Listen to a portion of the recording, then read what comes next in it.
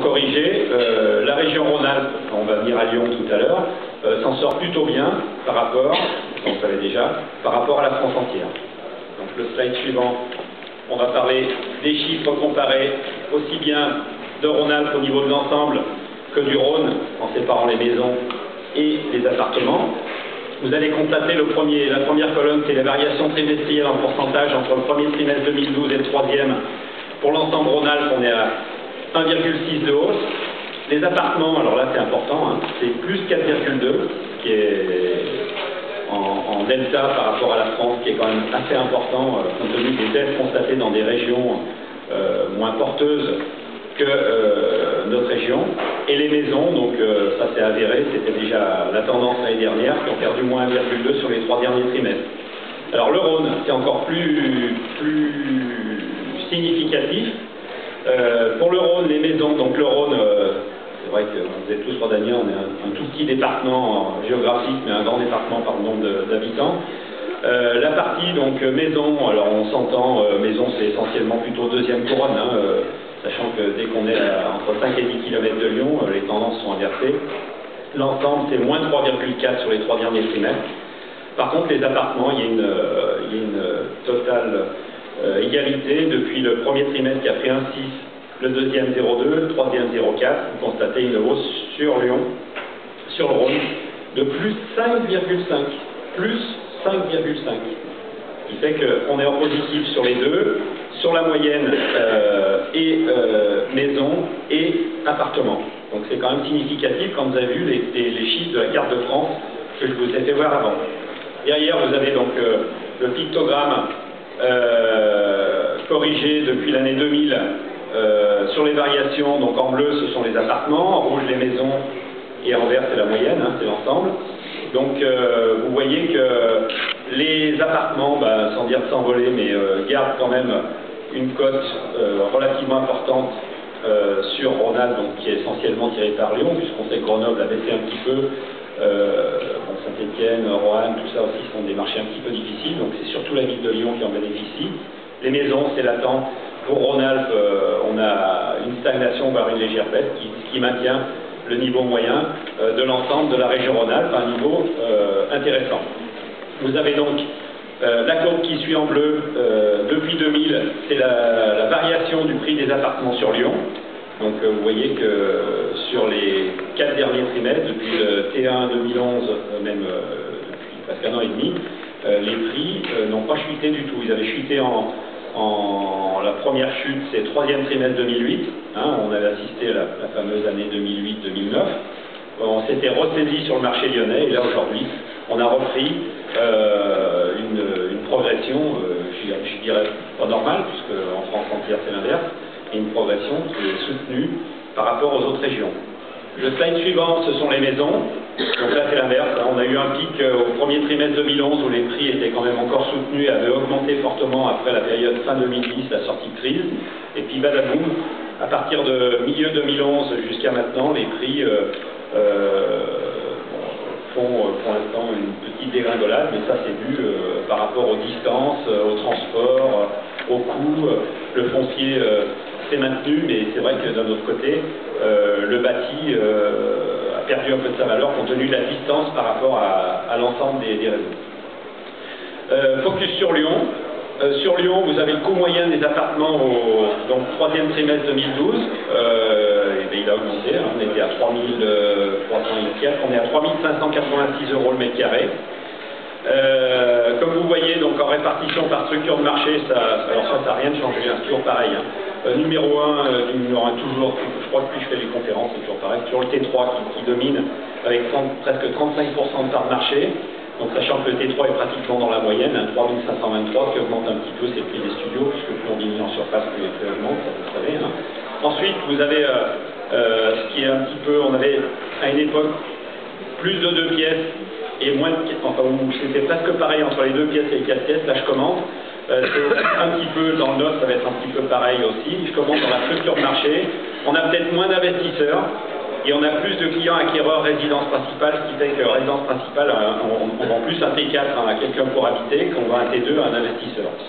Donc vous voyez dans la structure de marché, on a 26% d'acquéreurs de T4 qui sont en moyenne pratiquement les prix du marché, hein, c'est eux, entre T3 et T4, c'est eux qui font le prix du marché, et on n'a plus que 19% d'investisseurs T2, même confondus avec les studios qui font 6%, ça fait à peine la valeur marché des T4, sans parler des T3. Bon, les T5 et plus, bien entendu, c'est destiné à l'habitation principale, ça n'a pas tellement varié sur les 4 derniers trimestres.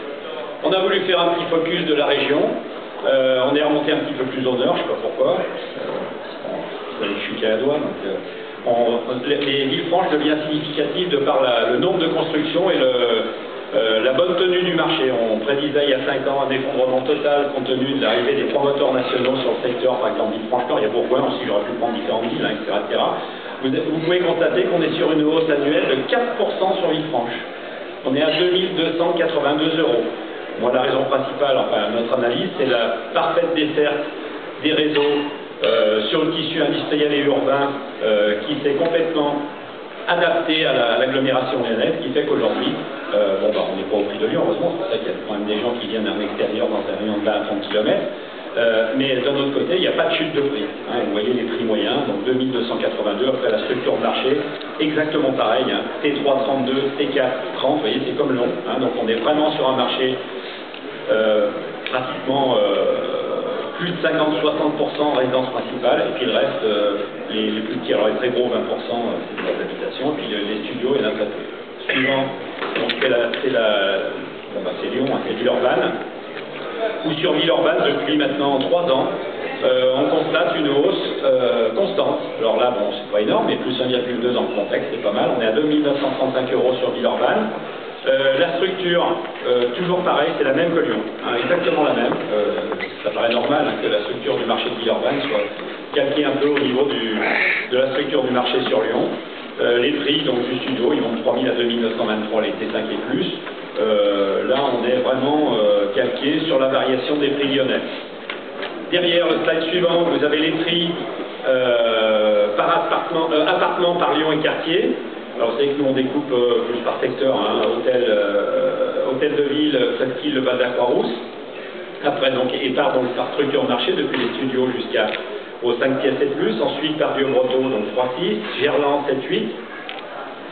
Et Fourvière-la-Duchère, 5-9. Donc les prix que vous constatez reflètent tout à fait les slides précédents sur la variation du coût du prix du logement. Vous voyez que le moins cher, entre guillemets, sur Lyon, ça reste le bas de Fourvière et la Duchère, hein, le 9e, hein, 5-9. Les plus chers, c'est comme d'habitude, hein, c'est 3e et 6e, et bien sûr, non, le plus cher, c'est Presqu'île. Presqu'île n'est pas d'accord. En bref, donc avec une activité en recul de 15% sur un an au 3e trimestre 2012, alors c'est France, hein. Le nombre de transactions dans l'ancien devrait retomber sous la barre des 700 000 opérations en 2012 contre 808 000 en 2011. Vous verrez après la courbe. C'est ça qui est en fait le plus inquiétant, c'est pas tellement les prix, c'est le volume. Avec 120 000 transactions de moins par rapport à 2011, le niveau d'activité serait comparable à celui atteint fin 2008 en milieu de crise. Avec des prix stabilisés et une baisse de plus de 30% de la production du crédit sur un an, donc ça les banquiers sont ici pourront peut-être vous le confirmer, alors c'est très variable, on en a parlé dans une réunion il n'y a pas longtemps, chez nous c'est pas tout à fait les chiffres qu'on a. Les conditions d'accès au crédit se resserrent et ont pour conséquence du raccourcissement de la durée des prêts, de l'ordre de 8 mois depuis janvier 2012, les gens empruntent de moins en moins longtemps, hein, ils essayent de... Pourquoi? Parce que, vous l'avez déjà dit, au mois d'octobre, notre clientèle, c'est surtout plutôt du pluri-accédant, c'est-à-dire que la disparition du prêt à taux zéro pour les primo-accédants et le fait qu'on a quand même beaucoup de gens qui rachètent dans la structure après avoir revendu leurs biens, c'est ce qui fait qu'aujourd'hui on se mord un peu la queue, c'est-à-dire que les prix stagnent, voire augmentent sur un secteur, parce qu'il y a peu d'offres, mais sachant que d'un autre côté, c'est dû au fait que les gens ne vendent pas leur appartement compte tenu du prix élevé et que les acquéreurs ont peine à acheter s'ils n'ont pas vendu leur logement. On se mord la queue. Ce qui fait que derrière, on a une chute du volume des quantités de transactions. Et derrière, alors il ne faut pas qu'il y avait les banquiers, hein, de l'exigence d'apport personnel plus élevé afin de sécuriser les garanties des opérations financées, les banques se prémunissant contre, bien entendu, tout le monde écoute la radio, hein, contre les moins-values liées à d'éventuelles baisses de prix, de malus écologique, de décote, etc., etc. Alors sachant qu'aujourd'hui ce n'est pas du tout le cas de la région, mais il y a tellement dans le discours global que tout va mal et que tout va aller en décote, aujourd'hui, le banquier se prémunit de ces conditions. Pour un bien acheté 100 aujourd'hui, c'est vrai qu'il prend aucun risque à son prêter de l'argent si derrière il y a ce qu'il faut. Non, faut pas me regarder comme ça. Non, mais c'est vrai qu'on n'a aussi aucun problème de notre côté, mais il y a quand même eu un resserrement sur les conditions de crédit, faut pas non plus le nier. Même si ça se passe très bien. Toutefois, les taux d'intérêt à long terme demeurent historiquement bas, donc ça c'est vraiment, on dit quand un point c'est énorme, Donc quand on dit aujourd'hui c'est le moment d'acheter, c'est sûr.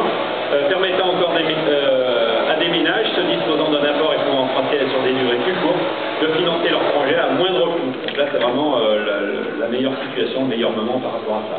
Le slide suivant, vous avez donc la variation depuis 2006 jusqu'à décembre 2012, estimé, décembre 2012, sachant qu'aujourd'hui, en septembre, on pensait qu'on allait être à 704 000 transactions en France sur l'année, et en décembre, on dit qu'on va baisser à peu près de 15% le nombre de volumes. Sachant que sur Lyon, intramuros, ça ne sera pas le cas.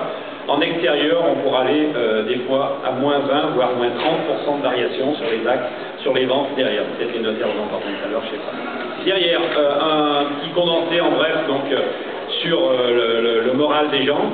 La confiance des ménages à l'égard de la conjoncture immobilière se dégrade une nouvelle fois et ne parvient pas à se redresser depuis son point bas observé depuis l'année dernière. Pour trois raisons principales. Seuls 20% des Français estiment que la conjoncture est favorable à l'achat. C'est moitié moins qu'en 2011. 14% estiment que la conjoncture est favorable à la vente, contre 33%, donc ça veut dire qu'il y a beaucoup de gens qui disent que c'est pas le moment de vendre, il y a beaucoup de gens qui disent on vend pas la baisse, alors que nos chiffres prouvent le contraire, puisque vous avez vu que sur notre région les prix sont pratiquement stables, voire à la hausse, pour tout ce qui est appartement.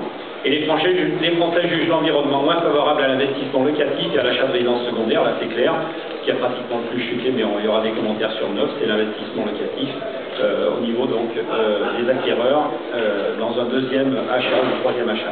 Plus d'un tiers des Français estiment toujours que la conjoncture est favorable à la primo-accession contre 1 sur 2, donc ça a encore baissé aussi. Alors aujourd'hui on attend un petit peu les annonces concernant la remise en place du prêt à taux zéro sur l'ancien.